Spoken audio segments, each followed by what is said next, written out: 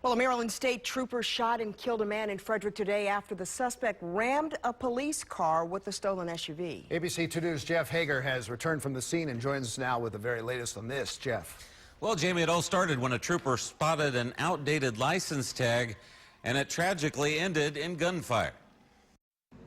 The morning commute was winding down, and people were still coming and going from the Sheetz convenience store on East Patrick Avenue in Frederick when something jolted Jake Tennanoff out of his sleep. That's when this banging noise happened.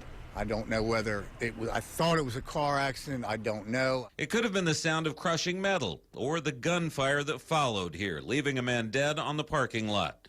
Maryland State Police say it started when a trooper stopping off at the store noticed an outdated tag on a gold Lincoln Navigator.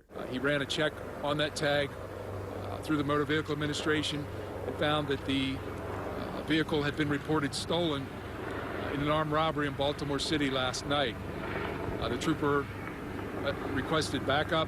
As various law enforcement agencies responded, a pair of troopers pulled into the lot with their emergency lights engaged and converged on a man spotted putting on a shirt behind that SUV. They got out of their vehicles and approached the individual, who then ran back to the driver's door, jumped inside of his vehicle, started it, and began to accelerate away. He ignored those troopers' commands to surrender. Just as the suspect began pulling away, a Frederick police officer pulled his white vehicle directly into his path. The force of that crash drove that Frederick officer's vehicle across the parking lot and up onto a curb and pinned the officer inside the vehicle. At that time, the trooper was on foot, encountered that individual getting out of the vehicle, and the trooper fired his duty weapon, striking the suspect.